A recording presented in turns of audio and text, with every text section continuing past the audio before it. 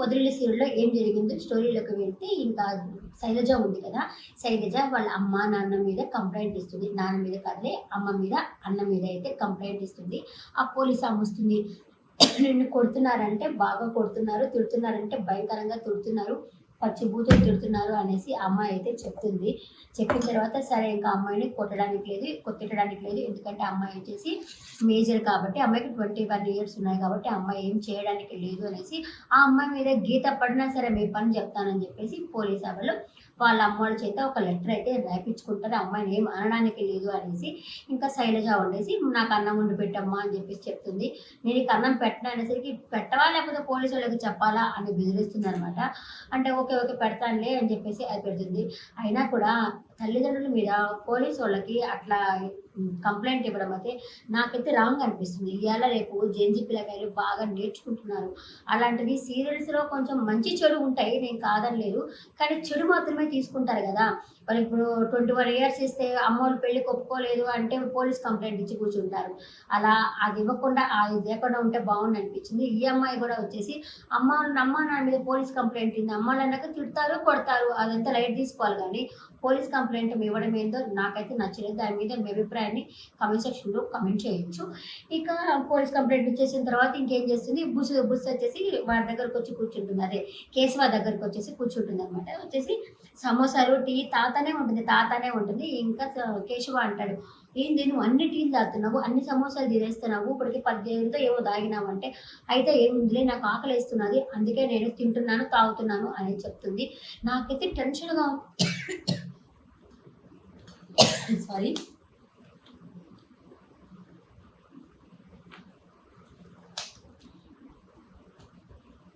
నాకైతే టెన్షన్‌గా ఉంది బుస్సు అంటే. ఎందుకు టెన్షన్? టెన్షన్ ఏమి అవసరం లేదు అంటే, ఏమైంది నువ్వు ఇంటికెళ్ళావు కదా! వాళ్ళ ఇంట్లో వాళ్ళు కొట్టారా? తిట్టారా? ఏమన్నా అన్నారా? అనేది నాకు చాలా టెన్షన్‌గా ఉంది అనేసి కేశవ చెప్తాడు. చెప్పేసరికి నన్ను బాగా కొట్టారు, బాగా తిట్టారు అని చెప్పేసి అయితే చెప్తుంది. ఇంకా కేశవకొచ్చి కోపం వచ్చేసి ఉండు వాళ్ళ పని చెప్తాను అని చెప్పి బయటకొచ్చేసరికి నవ్వేస్తుంది. అక్కడ వాళ్ళ పార్ట్నర్ కూడా ఉంటాడనమాట. కేశవ వాళ్ళ అబ్బాయి కూడా ఉంటాడు. పార్ట్నర్ అంటున్నా. కేశవ దగ్గర పనిచేసే అతను కూడా ఉంటాడు. అతను కూడా నవ్వేస్తాడు.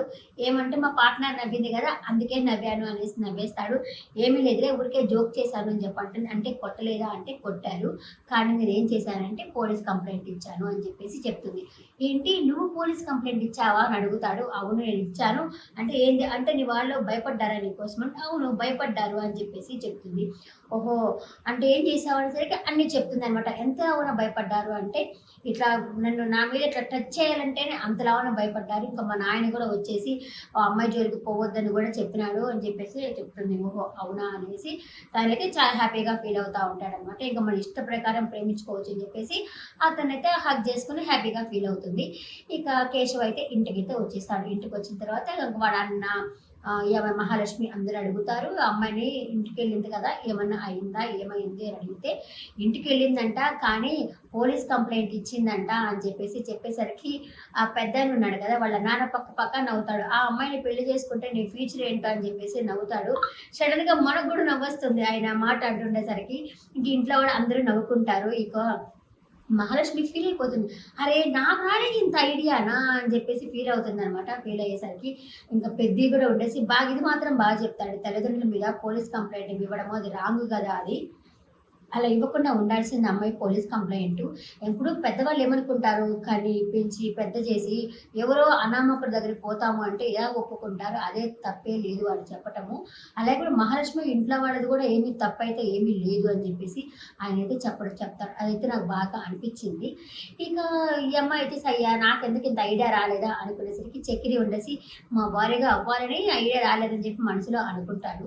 అనుకునేసరికి మాది వేరేలే అయినా కూడా వచ్చేసి ఇప్పుడు కేశవాత అంటుంది, "మేము నిన్ను బాగా అమ్మాయి లవ్ చేస్తా ఉంది కదా! ప్రేమగా చూసుకోవాలి" అన్నప్పుడు, "మీరు నన్ను నమ్ముకొని వచ్చారు కదండీ! నేను మిమ్మల్ని ప్రేమగా చూసుకుంటాను" అంటాడు చక్రి. ఆ పిల్లకి కోపం వస్తుంది. అందరూ షాక్ అయ్యి చూస్తా ఉంటారు. అనేసరికి ఓయమ్మ నోరేదో వాగేసిందని చెప్పేసి అక్కడి నుంచి అయితే వెళ్ళిపోతాడు. అంటే అమ్మాయిని మహాలక్ష్మిని ప్రేమగా చూసుకోవాలని చక్రికి ఉంది. ఈ అమ్మాయి ఆ పెళ్ళిని యాక్సెప్ట్ చేయటం లేదు. అతనికి మాత్రమే ఇష్టం ఉంది. ఈ అమ్మాయి కూడా లైట్‌గా ఇష్టపడతానే ఉందిలే. మహాలక్ష్మి కూడా ఇష్టపడుతున్నది కానీ బయట పడ్డంలో తన గోలు అది అని చెప్తా కూర్చుంది. కానీ ఆ పెళ్లి అయింది నాకు హస్బెండ్ అనేది అయితే మాత్రం ఆ అమ్మాయి తీసుకోలేకపోతా ఉంది. ఇంకా పెద్దాయనకి పెళ్లి చేయాలి కదా! దాని గురించి ఎవరు ఆలోచించకుండా ఉంటారనమాట. అంతే మహాలక్ష్మి బయటకొస్తుంది.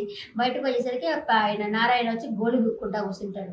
గీసుకునేసరికి "ఏమ్మా" అని అడిగి ఏం చెప్పవు సమాధానం. ఇలా చూస్తా ఉంటది. "ఓహ్! శుక్రవారం పూట గోలు గీసుకుంటున్నానని చెప్పేసి అలా అంటున్నావా అమ్మ? ఏ విషయమో చెప్పమ్మా" అంటే "నువ్వు గోలు గీసుకున్నా, గోలు గీసుకోకపోయినా సంబంధం లేదు. నువ్వు బయట కూర్చోవడం బాధ్యత తీసుకున్నట్ట. అక్కడ ఒక అతను ఉన్నాడు. అతనికి పెళ్లి చేయాలా? అట్లాంటివేం బాధ్యతలు నీకేమీ లేవా?" అనేసి ఆయనకి ఫుల్‌గా క్లాస్ పీకుతుంది. మళ్ళీ లోపలికొస్తుంది. లోపలికొచ్చేసరికి కేశవ ఏమో బుస్సులో మెసేజ్ చేసుకుంటా కూర్చున్నారు. ఇంకా కన్న అండ్ చెక్కి వాళ్ళ పని వాళ్ళు చేసుకుంటా కూర్చున్నారు. ఫోన్‌లో ఏదో చూసుకునేసరికి వచ్చి "అసలు మీకేమైనా బుద్ధుందా? మీ గుడ్డి కిందకి, మీ సీటు కిందకి ఇన్నేళ్ళొచ్చినాయి. మీ అన్నేమో మీకు వండి పడడమే సరిపోతా ఉంది. మీరేమో తన్నేమో అసలు పట్టించుకోవట్లేదు. అతనికి పెళ్లి చేయాలని గాని ఏమన్నా మీకు అర్థమవుతుందా? మీకు మైండ్ పనిచేస్తుందా? బుద్ధుందా? బుద్ధి లేదా?" అని బెల తిట్టేస్తుంది వాళ్ళని. తిట్టేసరికి కన్నాకైతే వచ్చబడిపోతుంది. అసలు ఏం సమాధానం చెప్పాలి కాదు. పరుగో పరుగు కన్నా వచ్చేసి ఇక కేశవకి చెమటలు పట్టిపోతా ఉంటాయి. ఇంకా చక్రి ఉండేసి "ఆపండి, ఆపండి. అతనికి తడిసిపోయే తట్ట ఉంది. తడిసిపోతున్నారు తనకి ఆపండి" అని చెప్పేసరికి బూతులు భలే తిట్టేస్తుంది. "మీకసలు బాధ్యత లేదు" అనేసరికి కేశవ అంటే "మీరే కదా మొన్న అన్నారు గాయత్రి విషయంలో నుంచి బయటకొచ్చేదాకా వెయిట్ చేయండి అని చెప్పని అన్నారు కదా! అందుకే వెయిట్ చేస్తున్నామంటే" "నాకు బుద్ధి లేదు. మీకు బుద్ధి లేదా? అంత మాత్రం చూడాలని తెలీదా? తనకి పెళ్లి చేయబడలేదా? సేపు మీకు వంటలు చేస్తా, మీకు మూతులు కడుక్కుంటా, మీకు ముడ్లు కడుక్కుంటా ఉండడమేనా" అని చెప్పేసి క్లాస్ భలే పీకుతుందనమాట. ఇంకా వీళ్ళు ఎట్టో ఒకట తప్పించుకొని వచ్చేస్తారు. బయటకొచ్చేసరికి అక్కడ మాధవ కూరగాయలు కొంటా ఉంటాడు. అంత ఆడోళ్ళతో కలిసి కూరగాయలు కొంటుంటే బెండకాయ పచ్చడి ఎట్లా చేయాలో అడిగి తెలుసుకుంటా ఉంటాడు.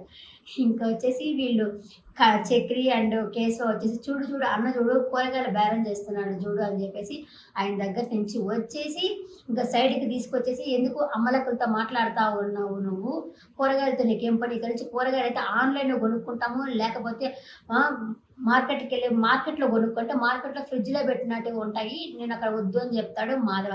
సరే అట్ట వద్దు కదా! పోయి రైతు బజార్‌కెళ్ళైనా తీసుకో గానీ ఈ అమ్మలక్కలతో మాట్లాడబాక. వాళ్ళు ఒక్కొక్కరు ఒక్కొక్క రకంగా ఉన్నారు. నువ్వు వచ్చేసిన తర్వాత వాళ్ళు నవ్వుకుంటారు.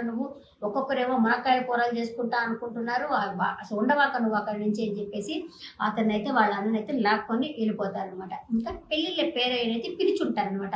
పెళ్ళిళ్ళ పేరయ్యని పిలిచేసరికి ఆయన వస్తాడు. వచ్చి ఇట్లా "మీరు చూసారా మా అన్నయ్యకి సంబంధం" అంటే "ఏడ చూసేది మీ అన్నయ్యకి సంబంధము?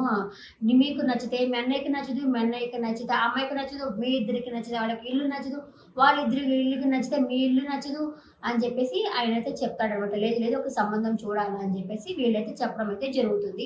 రేపు ఒక సంబంధం చూసామని చెప్పి మనం రేపటి ఎపిసోడ్‌లో చూడొచ్చు. ఇంకా మాధవ ఆ పెళ్లి చూపులకు పోయిన తర్వాత ఆయన ఇంట్లో ఉండడం మంచిది కాదు, అరిష్టమని, ఆయన ఉంటే ఎవరు పెళ్లిళ్ళు చేసుకోరని, కాపురాలు కూడా చేయరు అని చెప్పేసి ఆ సిద్ధాంతం అయితే చెప్పడం అయితే జరుగుతుంది.